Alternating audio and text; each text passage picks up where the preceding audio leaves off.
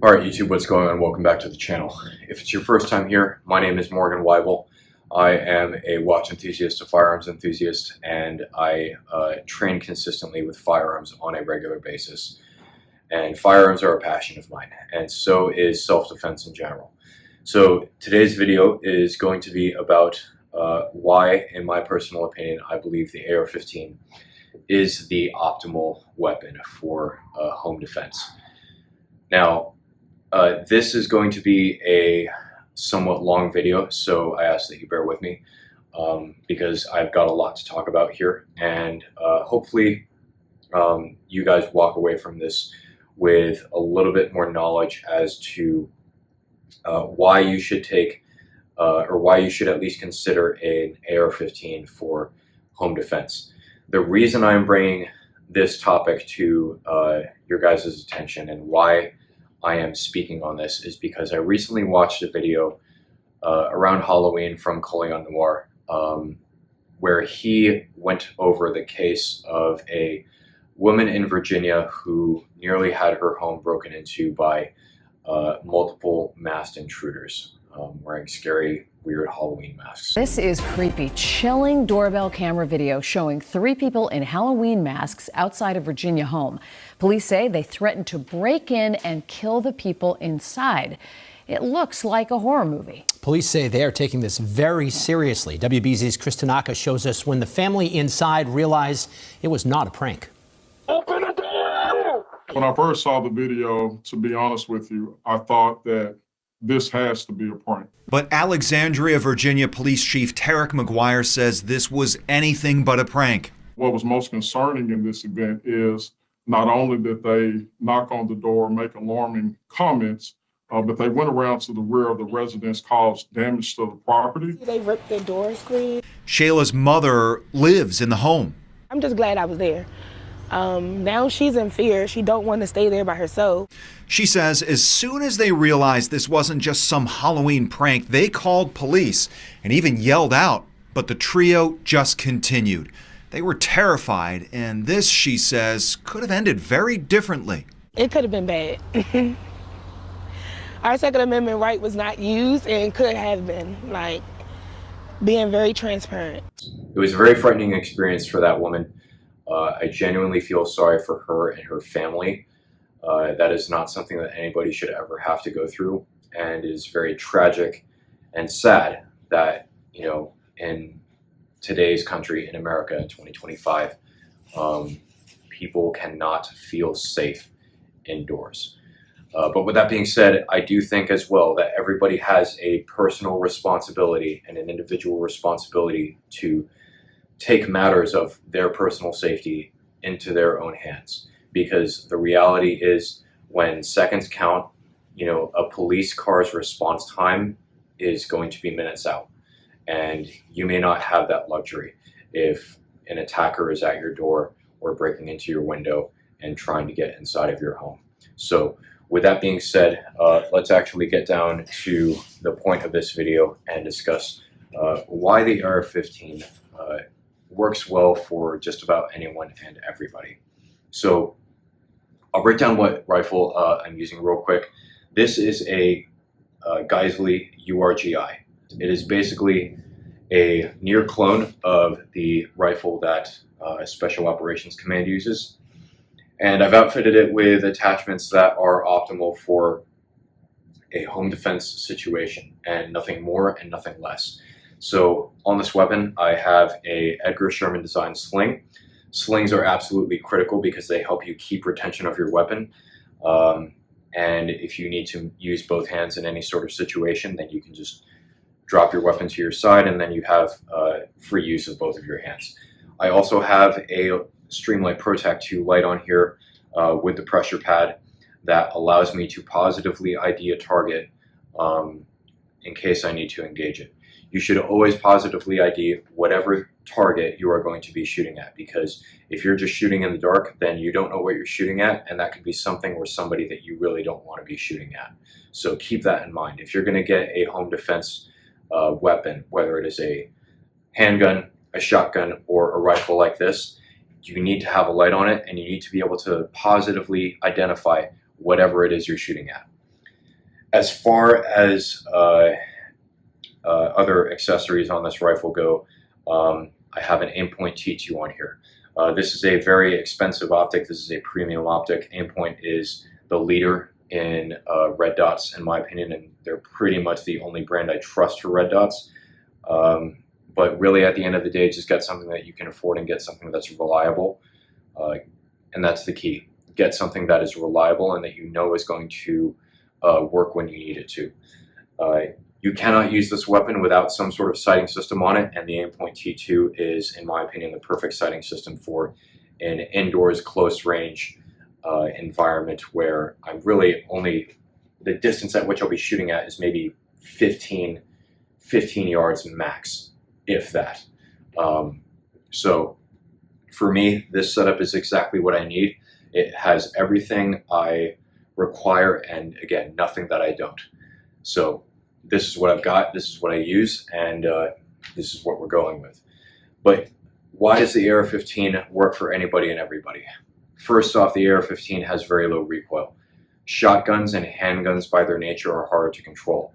Shotguns fire shells that have a lot more powder in them. They fire either buckshot or slugs that buckshot has a spread. Slugs are just, as they sound, just pure pieces of lead that are very big. And the recoil on those is much heavier than it is with a rifle that is chambered in 5.56 or 300 blackout. Handguns are shooting typically a 9mm cartridge. However, handguns are harder to control because you have less points of contact on the weapon. I am 180 pounds. I am generally athletically built. I don't necessarily think that I'm out of shape.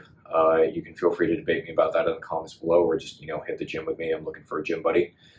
But I can bench 225, squat 275, and deadlift 345, and I can run 3 miles in about 24 minutes. So not the greatest 3-mile time, but it's fast enough, These are not amazing numbers. I am not expecting to go out and win any powerlifting competitions anytime soon. I'm not expecting to go out and run a marathon tomorrow and absolutely, crush it.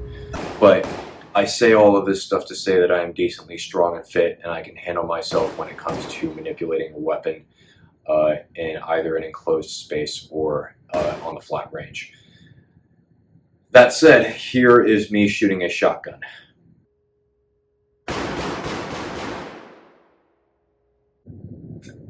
Here is me shooting an AR-15.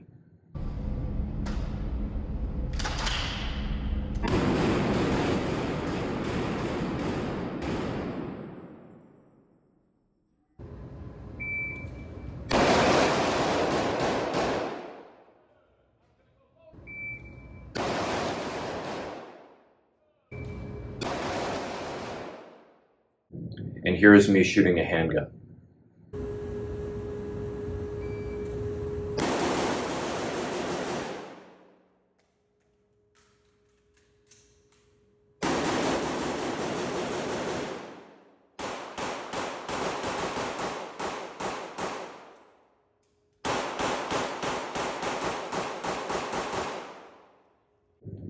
There is a big difference in the ability, in my ability specifically, to control the recoil across these three widely different platforms.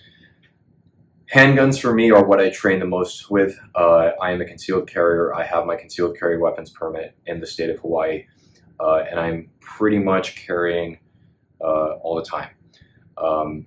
So what I choose to train with more often than not is my handguns, because it is the weapon that I am most likely to have to use in self-defense whenever I'm out and about in the world, or just chilling at home. That said, I am also a Marine. I am expected to have the basic skills of a rifleman, and for me, training with rifles is a part of my job. Qualifying with rifles annually is a part of my job, and I also just like going and shooting on the weekends, and I love the feeling of indexing a weapon and just shooting a lot of rifle rounds downrange. It's a fun feeling. I recommend you try it if you haven't. That said, there's more to it than just, recoil. The AR-15 has a lot of intuitive controls. The mag release, bolt release, charging handle, and safety are all optimally placed for fast manipulation. Here's your charging handle. your safety is ambidextrous, so I can manipulate the safety with both my thumb and my index finger, and then the bolt catch and bolt release are on the left side of the weapon. So whenever I'm doing a reload, whether it's a tactical reload or a speed reload, it's just very easy to manipulate the bolt catch, especially because it's been very intelligently, ergonomically designed to be easy to interface with. This maritime bolt catch design that Geisley has created is absolutely ingenious. I absolutely love it, and it makes interfacing with the bolt catch after I've loaded up a new magazine extremely easy. I can just bring my thumb up like I'm gripping a can of beer and just press that bolt release in and just send the bolt home immediately and get back to firing. Additionally, beyond that, the AR-15 has a lot of modular ergonomics. So if you notice, this is an adjustable stock from Magpul. This stock can be tailored for a length of pull as appropriate to the length of the shooter's arm. This is a very good feature to have on any home defense weapon because people come in all different shapes and sizes. Some have longer appendages than others, and to those of you who do, I just want to say you're genetically blessed. But I say that to say that this weapon is easily customizable to fit a shooter's body and the shooter's needs. So in addition to the adjustable stock, you can also swap out your upper receiver for either shorter or longer barrel lengths or heavier or lighter barrels. The reason that this is important is because not everybody is super strong and super built, right? So people who may not have as much muscle in their frame may have a harder time lifting up and interfacing with a weapon that is as heavy as the Geisley URGI. This weapon is probably about 8 to 10 pounds with all of this stuff on it, which makes it a pretty heavy rifle for something that has a minimal amount of accessories on it. That said, you don't necessarily have to build this rifle the way that I've built it. You can go with a shorter barrel length if that is legal in your state. You can go with an AR pistol that accepts a brace to just simplify the process of putting a shorter barrel on there. You can also go with a lightweight barrel that will be much easier to hold up and maneuver and manipulate for longer periods of time. Heavy barrels have their place in areas like precision shooting and training rifles that undergo very high rates of fire, but there's not really any practical or tactical advantage to having a heavy barrel in a home defense rifle that you would be shooting at close range. It just doesn't really make sense for the application. The AR-15 is also easier to shoulder under stress. Compared to a pistol, it is simply easier to index due to having more points of contact.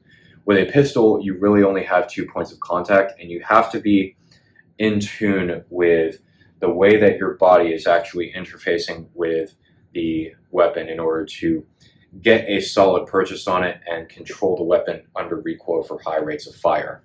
So generally what I like to do, and this is my technique, I get as high up in the beaver tail as possible in order to choke up on the weapon and choke up on that frame, thus reducing the amount of leverage that the reciprocating mass has when it's going through this cycle of operations.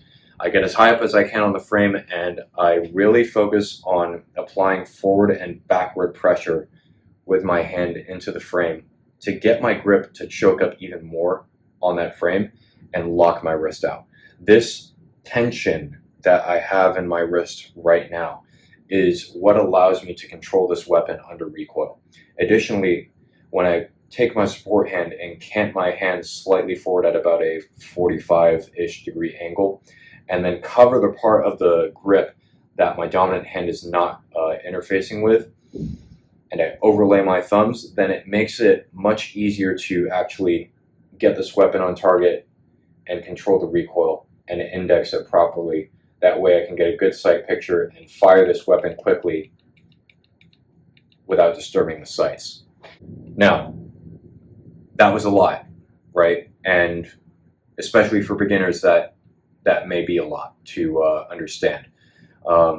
You may not always pick up your dot on your pistol under stress or in certain positions, right? So I have had situations, and this is really a training issue, this is me, where I have interfaced with my pistol, I've brought it on target, and let's say I'm pieing off of cover, right? Imagine there's cover right here. And I go up and I present that pistol, and let's say I don't see my dot. Now I have to get back behind cover, re-index the pistol, present again, and then hope that I can find my dot.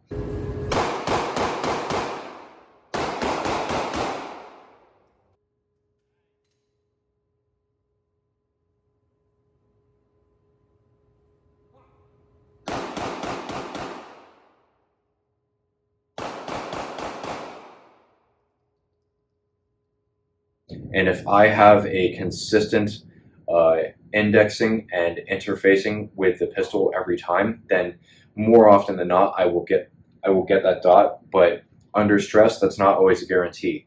You got to work with what you got.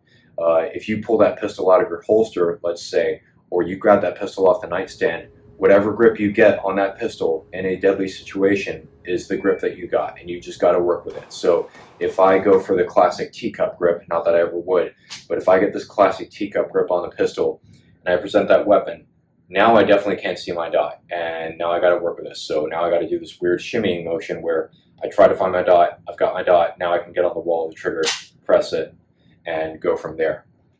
If that's what I've got, that's what I've got to work with. As opposed to getting a good consistent indexing of this rifle. So swimming out of this sling for a moment, I have multiple points of contact on this rifle that I don't get with a pistol. So face, shoulder, support hand, dominant hand. I get the weapon into my shoulder, I wrap my shoulder around the buttstock of the weapon, kind of like a taco. I come up on the support, or I come up on the rail, excuse me, get my support hand grip on it, drive my elbow down so that way I can really get some leverage on the gun, and then come up and shake the hand of this frickin' pistol grip, and then interface with the weapon. And now, once I get on target and once I get my dot, it is very easy to just pick that dot up over and over from a low ready or a high ready or a compressed ready, especially indoors. I will be moving a lot like this indoors, where I have the buttstock over my shoulder and then I punch out and get my dot. It is much easier to pick up my dot no matter what position I'm starting from, as long as I keep those fundamentals in mind of how I interface with the weapon, how I grip it, and how I seat it against my body and in my shoulder. And that dot comes up on target every time. That may not always happen as consistently with a pistol, especially if you are lacking in training. Now, if you train with a pistol as your primary and you're always using a pistol and you're always putting rounds down range with it and focusing on your mechanics, focusing on the way you interface with the ergonomic characteristics of this weapon, then it's more than likely that you will be able to pick up the dot every single time. However, that may not always be the case because, as I said, sometimes you may be under stress, sometimes you may be under duress, you may be in a situation where you're panicking, you're scared, you're nervous, you won't always be calm like you are on flat range, and you may not have time to get that perfect master grip on your weapon and present it out and go to work. So, having a platform and having a system that is just simple and easy to index with and more consistently gets that dot on target every single time through training is just going to make your life a bit more easier when you know, stuff gets real. Next, we're going to talk about capacity. Most handguns, unless you get an extended magazine, are by default going to have a lower capacity than a rifle. And where I live in a restricted state where handgun magazines are restricted to 10 rounds. So at any given time, I am only allowed to have 10 round magazines in this weapon, which means that if I ever get into a serious situation and for some ungodly reason I end up missing every single shot that I put through this Glock, then for one thing, I'm going to have to answer for those rounds in court. But going back to the situation, I'm going to have to execute a reload a lot sooner than I otherwise would if I had this, YouTube compliant magazine right here. This YouTube compliant magazine does hold more rounds than your standard restricted capacity Glock mag and even your standard capacity Glock mag. So it's pretty nice. I gotta say, having more rounds in a gun that you have to reload less often is definitely going to be desirable. I feel like I shouldn't have to explain why that is so amazing. Beyond that, with pistols, again, being slightly more advanced weapons than ARs and being more difficult to shoot accurately as a general rule, the likelihood that you'll have to reload with a pistol is just going to be higher than it is with an AR. With an AR, with a platform that you can, again, index consistently and shoot accurately and shoot faster, the probability of you getting accurate shot placement is just going to be higher when you are in a stressful situation. But with all that said, in any ideal situation, the moment any intruder realizes that you do have a weapon, regardless of the type, hopefully they just give up and you never have to fire a shot to begin with, and you avoid having to face any sort of legal nightmare as a result. But unfortunately, real life does not always work out that way. Real life is not always that kind to us, and we have to, the only thing we have control over is, at the end of the day, is how we respond to the situations that we're faced with. We don't get to dictate the terms of those situations all the time. So why do these features matter? ARs are a modular platform in general, as previously stated. So anyone of any size or level of strength can generally shoot these accurately without issue. Again, adjustable stocks, lightweight barrels, and shorter barrel lengths, if you're allowed to have those, make this weapon more customizable to the end user. You shouldn't necessarily have to just settle for a long, heavy-barreled rifle that is hard to maneuver in enclosed space. Now, in general, the AR-15 that you see here, this guy's Leroy GI, doubles as my training rifle. So this, by default, has a 14.5-inch pin-welded barrel that is more applicable to a wider variety of situations than if I specifically tailored this only for home defense and gave it an 11.5-inch barrel. Additionally, even if you choose a shorter barrel, you are probably going to have to mount a suppressor to the weapon. And when you choose a 11.5-inch barrel and then go and add a 5-inch suppressor onto the gun, well, you just increase the length of your barrel from 11.5 inches to 16.5 inches. So now you are kind of back in the same situation that you once were previously. So at the end of the day, it's really just, there's trade-offs and advantages to everything. The lower recoil impulse of an AR compared to a pistol or shotgun means that if necessary, follow-up shots can be made faster and easier. So I don't have a shotgun here to demonstrate with, but you guys can see the clip of me shooting a shotgun for reference. Shooting a shotgun fast and accurate is much harder than it is to shoot a rifle chambered in 5.56 or 300 blackout. And when it comes to shooting a pistol fast, stance and grip are critical to shooting a handgun well.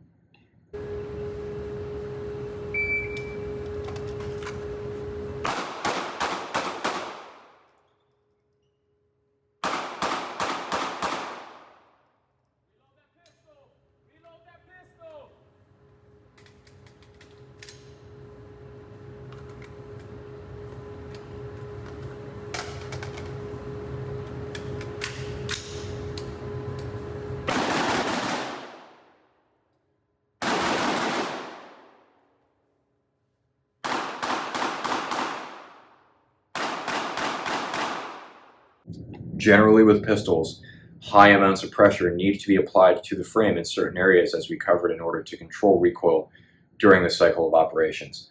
A lot of new shooters will always neglect to get high up into the beaver tail of this weapon, and then they'll wonder why the gun does this every time they fire a shot. right? As opposed to if they just got up a little bit higher on that frame and indexed the weapon properly, they might have a bit of an easier time controlling that recoil as it occurs. With shotguns, generally the rule of thumb is to use a push-pull method when firing. Imagine for a moment that this, sorry about the background noise, they're coming for me.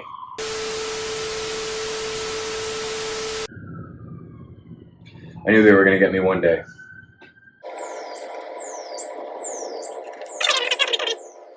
Two hours later. Anyway, imagine that this is a shotgun for a moment. So generally the rule of thumb when it comes to indexing a shotgun and shooting it fast and accurate is to use what is known as the push-pull method.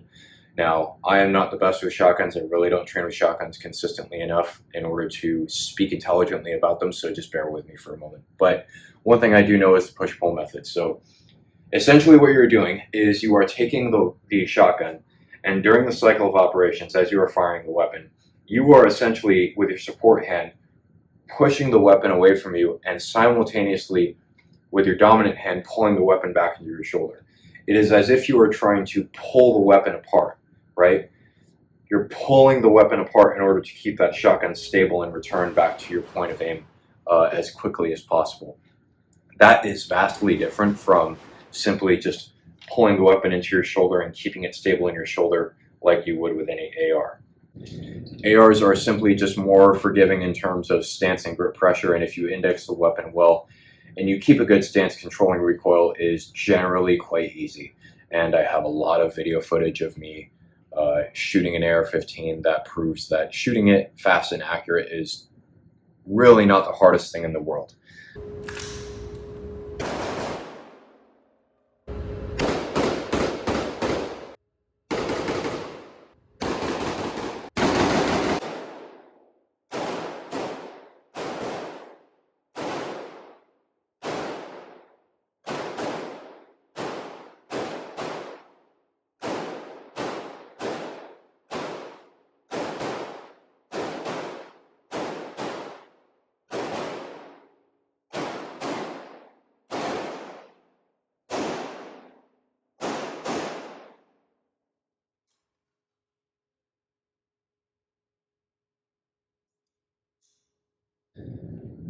Now, on to the last section, because I know this video has gone on for quite a while now.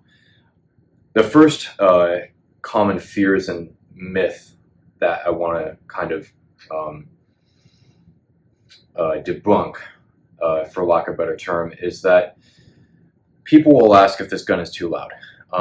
Every gun is extremely loud when you shoot it indoors. And at the end of the day, the only real way to get around the problem of a gun being extremely loud when shot indoors is to get a suppressor.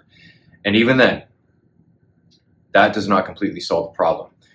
An AR such as this is going to have a decibel level of around 160 to 170 decibels, especially when shot in an enclosed environment such as this. The sound reverberation is going to be very violent on the ears. And with any quality suppressor, the amount of sound suppression that you get it's going to be significant, but not significant enough to completely deaden the sound. Suppressors in real life do not sound like they do in the movies, where you hear that sound, right?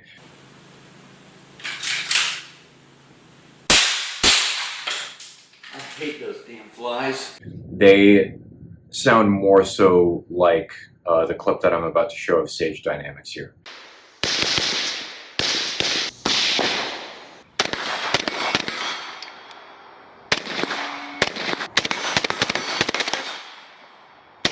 So with that in mind, really all I can say is that any gun that you shoot indoors is going to be loud regardless.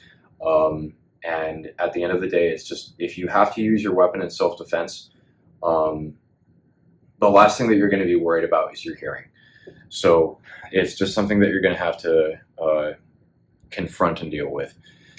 As far as how complicated these weapons are to use, I feel like I've addressed that quite a lot already. But the intuitive designs of the controls on the AR, with the mag release being here, safety selector being here, and the bolt catch being here. These controls make it very easy to interface, manipulate, and use the weapon quickly and effectively in any sort of situation, whether you are training or whether you are actually using the weapon in some sort of serious capacity. That said, it is extremely important that you train with your weapon and know how to use it, and that you follow the universal firearms handling rules, which are as follows. All guns are always loaded. Never point your weapon at anything you do not intend to shoot. Keep your finger straight and off the trigger until you're ready to fire. Know your target and what lies beyond it. And in the case of this AR that has a manual safety, keep your weapon on safe until you intend to fire. Now, something like a Glock does not have a manual safety, so that rule does not necessarily apply, but the other 4 rules do. If you want more detail on the universal firearms handling rules, I'll link to a video down below by the company known as Tenacor, where they go into great detail about why these rules are the way they are, the fact that they are written in blood, and why it is important to be cognizant of them all the time whenever you are handling a weapon. And, you know, we're gonna... What the fuck? God almighty, man. What kind of holster did you have that in? ARs in general are just very simple to operate. They are really not that complicated. Loading and unloading them is quite easy. Using the safety selector in order to make sure that you're following the weapon safety rules is quite easy. And clearing malfunctions, if you ever experience any, is quite easy. So if you were to experience any sort of malfunction, all you would have to do is just tap the bottom of the magazine, rack the weapon to the rear, let the weapon cycle, and most of the time, for most malfunctions, that will clear it. Now, there's more to malfunction clearing than that, but this video, that is outside the scope of this video, and I've already been here for too long. Last myth that I want to debunk is whether or not the AR is overkill indoors. And in my personal opinion, the AR is absolutely appropriate for indoor use for multiple reasons. There are friends of mine who don't shoot that wonder why I don't just use my handgun indoors, especially considering that I train with it a lot. But to that, I would say ARs, when loaded with the right defensive 5.56 or 300 blackout loads, will be easier to control. Using a rifle simply just gives you better control, accuracy, and recoil management under stress, which is exactly what you want in a situation such as, you know, a home defense situation. That said, it's still important to know your target and what lies around and beyond it. That way you're not destroying anything you do not intend to destroy. If you still don't believe me about whether or not the AR is overkill indoors, I would encourage you to look at any video of infantrymen or special operators training their close quarters combat skills, and examine why they select rifles as their primary weapon and pistols as their secondary weapon. There's a good reason for that. And I feel like I have stated many of those reasons already. High capacity, easier to index, easier to shoot fast and accurate. There is a multitude of reasons why the AR platform is the primary weapon for professional militaries and not necessarily something smaller like a handgun. With all that being said, the most important thing when it comes to selecting and using any defensive weapon for home defense, concealed carry, or anything else of that nature is going to be training. Training is paramount, and training matters more than your choice of weapons. So regardless of whether or not you take my advice, because you're getting this advice and these opinions for free, if you choose an AR-15 or a Glock 17 or a Beretta A300 shotgun, for example, which in my opinion is one of the best shotguns out there, I love that freaking thing, regardless of whatever weapon you choose for home defense, if you are not training with that weapon system and getting proficient with it and getting really, really good at using it safely and effectively, it doesn't matter what you have, because at the end of the day, if you are not well trained on it, you are more of a liability to yourself, your loved ones, and the people around you than you are an asset, right? And the ultimate goal for any law-abiding, responsible gun owner is to be an asset to the people around them rather than a liability. Being a liability is something that you want to avoid in every area of life, and firearms and home defense are no exception. So make sure that you get training from competent people who know what they're doing and seek out training themselves, because at the end of the day, firearms are a pursuit that is endless when it comes to building a skill set and building your tactics and reinforcing a good mindset. That is where the true beauty lies in these things. It's not necessarily in the gear that you choose, it's in how dedicated are you to actually training with it, being good with it, using it effectively, and using it responsibly. So I hope this video has given you guys some things to think about. I hope this has provided you some helpful advice, and I'm excited to hear your comments down below. Hopefully this video has left a good impression on you in some way, and if you have any thoughts, please leave them down in the comments below. Please like and subscribe to all those fun things. I really appreciate you guys for watching. Take care and have a good night.